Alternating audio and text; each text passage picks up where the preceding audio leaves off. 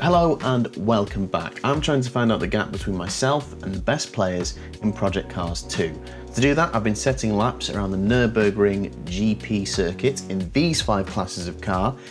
You want to see my early attempts and how I ended up at these 5 classes, make sure you check out my previous vid. But now it's time to lock it off. So I'm giving myself 10 final attempts to improve my time in each class, and whatever the best time is at the end of those 10 attempts, that's it. And then take the gaps of each, average it all out, and bam, that is the gap between me and the best.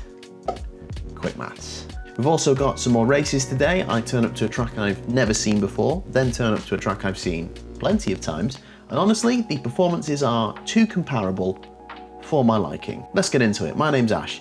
This is the Outside Line.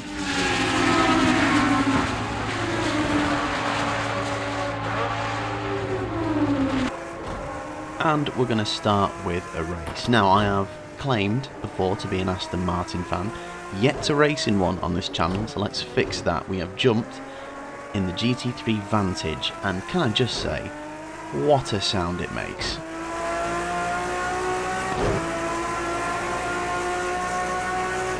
Oh, you are nasty. I like you. Right, sorry, bit distracted there. We are in Oschersleben, Germany, and that is a real track, and that's for my benefit rather than yours, because I did not know it existed before today. From the way it twists back on itself, and there's some quite tight sections, it feels more like a motorcycle track, especially this little left-right section here. I might be wrong with that, it just has that vibe to it, some very awkward sections when you're in a wide car. I quite enjoyed it at the end. As you can see on the left hand side, times tumbled throughout qualifying as I learned the track, and it was good enough for 7th out of 14, so not too bad at all. Now on the grid I was a bit apprehensive because I remembered the last time I raced in Project Cars 2, so we're looking to avoid that, basically. Now grid starts have not been my strength so far, and they're still not. We get bogged down, caught off, but there's a tight chicane up ahead. We want to survive all of it. Oh, slight diversion, we're okay. Okay, we're not okay. We're not okay. Yeah, it's gone wrong. It's gone wrong. Great, so we are last, 13th and last. Hey, it was 14 in qualifying, we've gained a place, right? Up to 12th already. Little victories. Past the Porsche, outbrake myself going into the first corner. He outbrakes himself too. Over the curb, we collide. I then slide on the throttle, and he takes me back. It's a horrific start. It's awful. So, we're at the back, basically.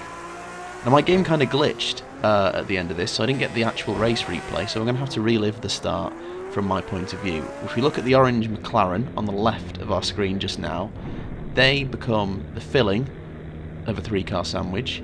The 2 cars that kind of squeeze them out seem to get away okay, but the McLaren goes across the track. Managed to dodge it okay, but unfortunately, appearing from the left is the Porsche we end up at the back with, wheel off the ground, and coming towards us. We collide, 2 become 1. I think that's what the Spice Girls were on about, right? Anyway, doesn't end well.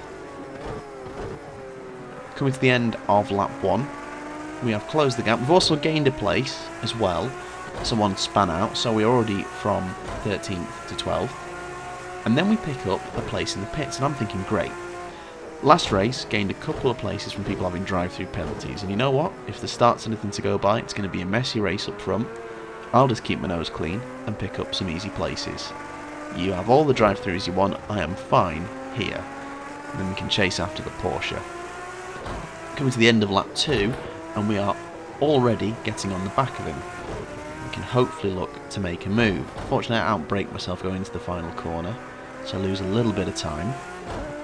But, again, there's a car in the pits. This is perfect.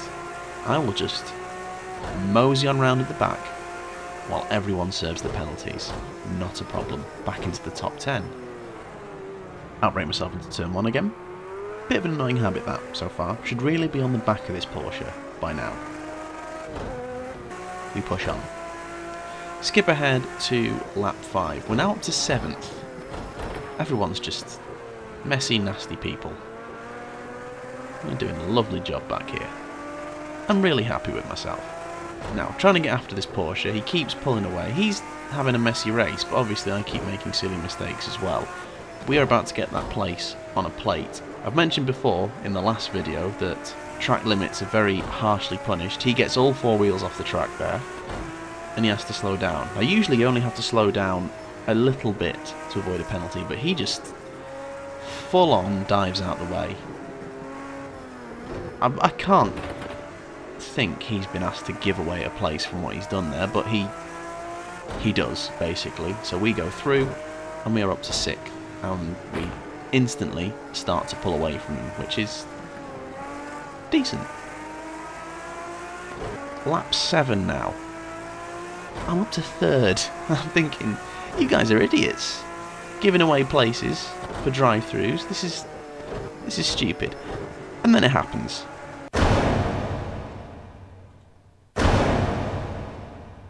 Yeah, I didn't realise at the start there was a mandatory pit stop. So everyone has to go in. And I genuinely thought I was having a great time just keeping my nose clean. I felt a bit stupid. So, it's a long pit lane entry. By the time we're in the pit lane itself, we are already down to 6th. My pit box is the last one, but I think, okay, at least we will get some fresh tyres. They're there waiting. Lovely stuff. Just pop some tyres on and we will go. What? Why are you putting the tyres down? What are you guys... Let me... Oh. I mean, I know the pit stop's purely mandatory, but you could at least fill a guy up and put some fresh rubber on. You know what I mean. We come back out in 9th, which is actually, in a strange way, a positive, because I was 12th when the pit stop started, so from running around at the back, I have essentially gained 3 places. Now, the guy ahead of us is a 4-second time penalty. I am about 5 seconds behind. So if I can push it to the line, we might even pick up 8th place and actually work our way back to where we started on the grid. Unfortunately not to be. Just fall short of it. But considering we dropped to 13th, dead last, decent recovery drive to get back up to 9th. Not too bad. Also, not too bad considering I didn't know what a mandatory pit stop was. Moving on, back to the time trial now. Last time out we did GT1. I was a bit disappointed because GT1 was the time I had that was closest to first out of all the classes I've done so far. And out of the 10 attempts, didn't really use them well, kept making silly mistakes. So after that disappointment, the decision was now what to do next. The question is now, do I go to the second best time I set, or do I do the classes that I'm not keen on first? I decided to start with my least favourites first, starting with V8 Supercars. Reason I'm not a fan, basically there's a lot of power going to the rear wheels, no traction control, not that much downforce. I've got the game set to authentic driving aids, so if a car's got traction control, ABS in real life, you get them in the game. This car doesn't have it, and it's my downfall, it's not the car's fault, believe me. Then there's the setup issue. So much of your pace on this game is about how you set up a car, which is, you know, it's motorsports, and it's part of some games, it's part, to a degree, of F1. Just coming from GT Sport, where most of the races I did, all the races I did, were balance of performance. So car setup was not an issue. You picked your car based on your preference, driving style, whatever, and go. Admittedly, there is a skill to setting up a car to get extra pace out of it. I don't have that yet. I know some bits. I know, you know. Anyway, moving on. So, with my cobbled together setup, which was a combo of nicking it from the best times car and using the tutorial race engineer, I headed out considering how my driving style could help things. There's also something in me hardwired to only upshift. It's like when it sounds right. And what I need to get used to is upshifting earlier to kind of mitigate the wheel spin. You know, I'm locking up loads, so I'm just going to bring the brake pressure back a little. I know that means I might oversteer a bit more. I don't care, I am just absolutely going to whack up the rear downforce. And then I had a very serious think about making some changes to my suspension setup.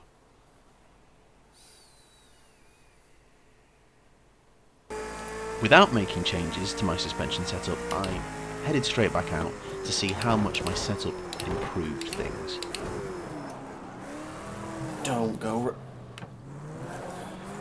So at least I span round slightly less than last time, so you know, going in the right direction. Well, not really going in the right direction. The other big issue here is my throttle control. Whether it's my pedals, or whether I want to blame it on my pedals, or how I've got the pedals set up, possibly the fact that I've just got a hammer foot, my throttle control needs work. And even when it doesn't need work... literally looking at the... my car positioning does, as I throw away a lap, getting all four wheels off the track. Not that it would have made any difference. 2 laps to go. The fact that I've shown very little from V8 Supercars shows that I was either throwing away laps from silly mistakes like that, spinning round a lot, or just getting round and being so far off the pace. You can see how quiet I've gone, because I'm a combination of mad and concentrating. Just not good at driving this car. Crossed the line for my best lap of the 10, but vitally not an improvement overall. The start, the run up to my final lap, pretty much sums this up.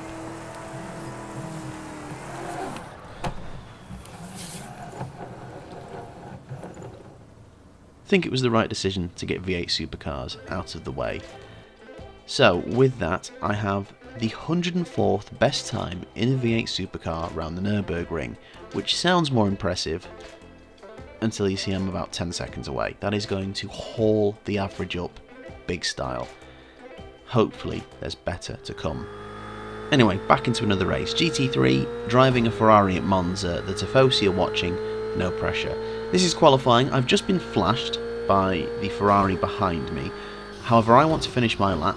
He clearly wants to go on a fast lap and was gaining on me. He overtakes, ruins my lap, then bins it and ruins his own lap, although you could argue that I actually ruined his lap by not moving. But I'd not really set a good time yet. I wanted to carry on my fast lap. I also didn't realise he'd flashed me until watching the replay, which is poor awareness on my part. But what do I do in those situations? I'd love to know your thoughts. Have I done wrong there and wrecked his lap? Because I felt like, you know, I'm entitled to try and finish my fast lap, surely. But obviously I'm aware I may have wrecked his, which is my bad. Anyway, time's up, but I have got at least one more flying lap to have a go. Mess it up coming out of the Ascari chicane. Look just underneath the wing mirror, you can see the fastest lap thing. Look how that swings into the green when I take Parabolica well, I'm not being overtaken by someone. So this lap will be an improvement, but as you can see, still not a clean one. I know Monza, I could have put in a better lap than this. Just lots of silly mistakes and tinkering with the car, not ideal. 12th out of 15th, so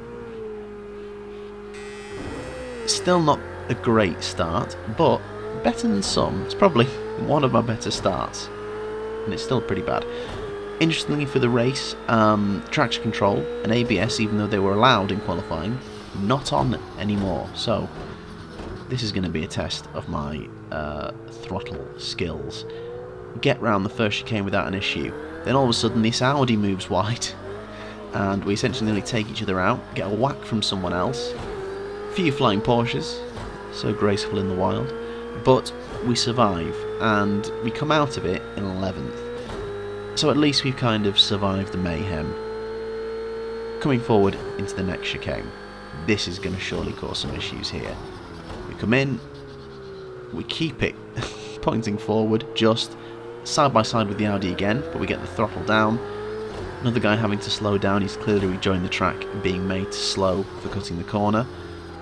Then, trying to hang it together around this Lesmo, we get boxed in by a rejoining Porsche, get a place back from rejoining BMW. This first lap is mad. Then we've got another car just coming back off the track, I think that's a Lamborghini, and then we're tucked into the slipstream of this Porsche. So, we're up to 8th, somehow, and we're on the racing line. Might look to try and outbrake into the corner. I brake later.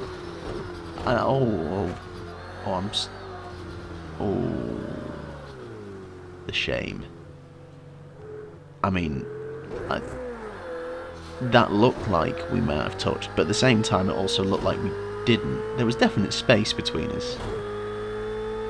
Oh, shame rising now. That's bad. That's bad. We'll come back to that at the end of the race. Anyway, so we are 10th now, after that slight diversion through the Ascari chicane, through Parabolica. As we emerge onto the main straight, rejoining BMW then gives up and disappears, and we are 9th out of 11. We started 12th on the grid. Considering the madness of that first lap, to be in 9th isn't so bad, and with cars ahead. Tucked in the slipstream, clearly got more straight line speed. Can we get after them? Close right up to them. No ABS, so need to be careful not to lock up. Get a little bit shaky on the exit. And we're away. Now that group of cars ahead kind of pulls away a little bit, and I'm left out on my own in 9th. Lap 4 now. We arrive at the Roge chicane to see mayhem. 4 cars all over the show. There has been shenanigans at play, and we're incredibly into 5th place. Now I said it before, kind of joke. I said it before about keeping your nose clean, ignoring that I nearly just binned it at the first Lesmo. But that's what's got us up to 5th place now. However, those cars were obviously quicker on race pace, which does mean they will be getting after me, so I need to focus and try and hang on. Lap 6 now, and as you can see, I am being hunted down by a car, but I'm also getting on the back of 4th place, so we've got an interesting 3-way fight developing for 4th place now. Now, the car behind is also in a Ferrari, but as you can see, they've clearly changed their setup to have more straight line speed, because they are just pulling alongside us, not even in the slipstream. I hold the inside, outbrake into Parabolica. One of the few things I've got right while doing this race is I've learned how to take Parabolica pretty well, and defend really quite well, actually. Pretty happy with it. However, once again, another long straight, he's got the straight line speed. Again, I go for the inside. Maybe not the right decision here, because it's a compromised line going through that chicane. I probably should have stuck to the outside, which would have put him on the outside, on the exit of Rettifigo. Anyway, he gets across the curb, makes a mistake. I'm on the inside anyway, and I don't get my foot down on the throttle. It's that hesitancy, worried that I'm going to spin out, which means he gets away with it. Should have taken the place there. Still, 4th place is still right there. Anything can happen. Into the next chicane. Nearly a bit of touching there. Now watch 4th place here. Air cool 1303S. Straight across the chicane. Surely he's going to get asked to slow down. Seemingly nothing. Seemingly he's able to get away with that. That's insane considering how strict it is otherwise. But he does seem like he's got decent pace on him, and he's pulling away already, which means I've got to reset and think, right, okay, 5th place. We've got the straight line speed on this guy, clearly running another different setup, even though he's also in a Ferrari. We pull out and go for the move into the entrance of the Ascari chicane. Outbrake, but lock up and just pull wide. Unfortunate. I think, hindsight, I should have stayed behind through the Ascari chicane, then gone past on this straight into Parabolica, especially knowing that Parabolica is a strength of mine on this track. We still might have a chance though in this race though, as again, straight line speed on our side, and like I said, Parabolica is a strength. We close right up on him, and all of a sudden we find ourselves in a drag race to the line. It's Gasly Hamilton in Brazil all over again. We tuck into the slipstream. We are going to move out. We're going alongside. Let's see what happened. So, as we move to the start-finish line, bring the camera round, we miss out by a bonnet. Incredible stuff. Good race though. Again, picked up places, really happy with it. 12th to 6th is not a bad day's work. And looking at the replay here, you think, I move out quite a long way. Maybe if I didn't go out as far, I'd have been closer. I think it has still had me. Anyway, this potential shame point first lap incident. Now, his brake lights haven't lit up on the replay. rest assured he was braking as well. He's kind of moving under braking. I'm going straight forward. He's moving towards me, and he just contacts with this sort of end plate at the bottom of the car. That's the thing that sends him round, which is why it looks like we barely touch. It's a glancing blow. Now I'm going straight, he's moving in the braking zone, which is technically a no-no, but at the same time, if I'm kind of in his blind spot, he probably thinks I'm not there. I'm going to call that a racing incident. I mean, I would call that a racing incident, because this looks pretty bad, right? But, to be fair, I didn't move towards him. I didn't get penalised for it, and the game is pretty strict on that. In the same way, I don't think that guy deserved to be penalised for punting me off because I was losing control. Again, would love your thoughts as we move back to time trial and to Formula X. We're chasing the 1st and 30th best times, and I feel more confident with this one. Oh, God, I got a bit too... Oh, that's one of my wheels.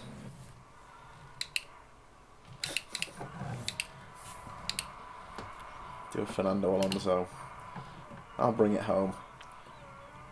Nothing to see here, guys. It's all good. Don't you worry. Anyway, quick restart, and we are back on it again. Now, the lap afterwards, I ditched pretty early. Silly track limits thing, 4 wheels out. So I use this as a warm-up and a way to think about how I'm going to attack my opponent. One thing I have noticed about the 30th quickest Ghost that I've got in front of me, no matter how well I take a corner, which is usually better than them in a lot of occasions, they are very much set up for straight line speed and they come flying past me. But obviously, because of my shortcomings with oversteer and rear wheel spin, I'm not changing my setup.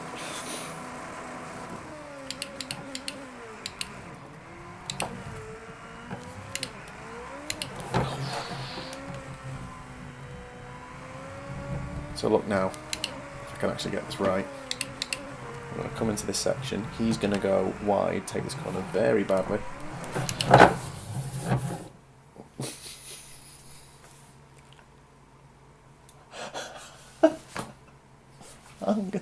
He's going to take it very badly. Me, however. And then, watching the replay back of the incident, there was something concerning.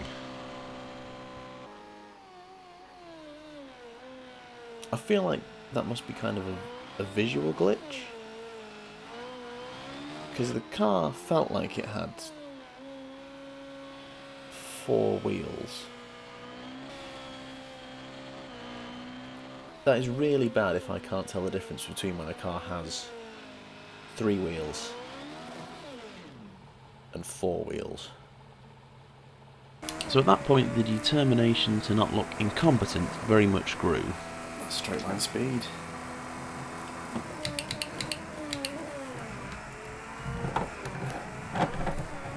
Ah, too much of the curve. That was actually going to be a good lap. Ah. Determined not to let hysteria set in, we focused, kept going, because we were close. 30th place, 30th best time in the world is right there. We negotiate the final chicane and get round to set an improvement, which is nice. First improvement doing these final 10 laps. And at that point, I felt I had my eye in.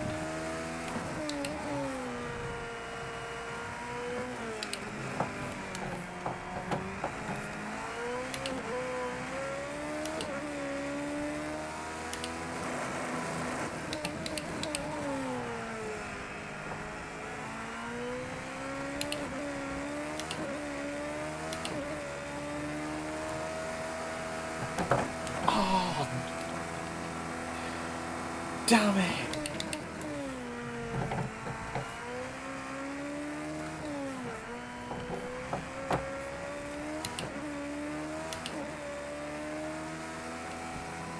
I can't believe it. I'm so far ahead of him as well. I'm going to finish the lap just to see what it was, and then I'm going to restart the session so I've got my curves back.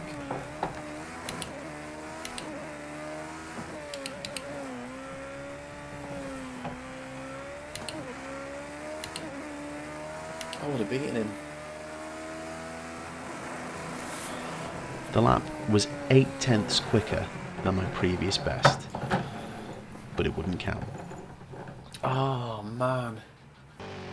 Kind of just missed the apex, but I'm always so wary about hitting that curb. All four wheels are off the track. It is it's a stickler for it. But them's the rules. And then it seemed like every lap after that was unfortunately spooks. The Michael Schumacher S was a constant source of paranoia, and even if I got through it, I'd then either not be quick enough or do something stupid like that. And before I knew it, I'd burned through my laps. I'd made an improvement, but it's the fact that I knew I could beat this guy was properly getting in my head. I had one more chance to do it.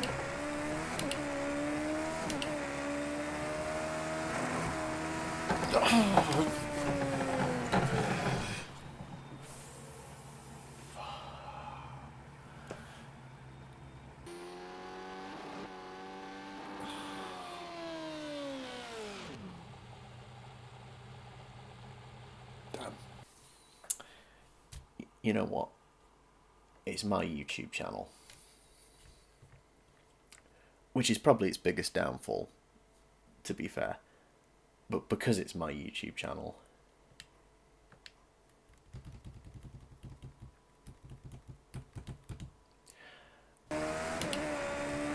Okay, so I know what you're thinking. Don't judge me. I don't have any good reasons for why you shouldn't judge me, but don't judge me. At this point, I didn't even know how long I was going to go on for, or what it would take for me to stop. But what I knew is I just couldn't seem to replicate that lap where I'd beaten him. So even here, when I don't have any curves left, straight line speed disappears, and he got past me.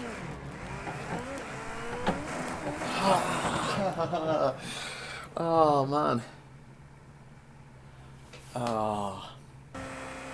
Yet, on the lap that I beat him on, albeit when I'd made the mistake here at the Schumacher S, I was so far ahead of him, it was cut and dry.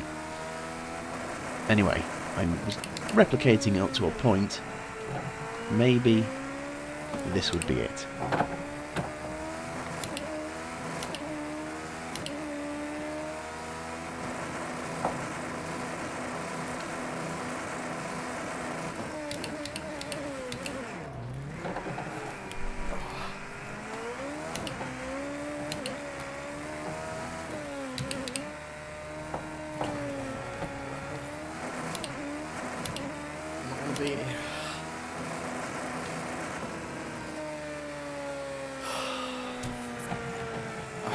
I could let this go on forever. It was another improvement, but still half a second off that invalidated lap. I could have beaten 30th. I ended up 38th in the world, which sounds great when once again you don't factor in how far away I was from number one. 7.5 seconds. Felt better about that, but the average is still going up. And I'm going to leave it there for today. Next time, the final 10 attempts in those last two classes and the average gap between me and the best on Project Cars 2 is revealed. There's also more races. I go full brand loyalty, sticking with Aston Martin. I finally do a race that isn't GT3, although it's a GT class that is incredibly similar. And I end up racing at the track I've just spent a lot of time going round in circles on. So really, you'd expect a good result there. Right? Thanks very much for watching. If you liked the video, please do like, subscribe, share, comment, all that stuff, and hopefully I'll see you next time. Cheers.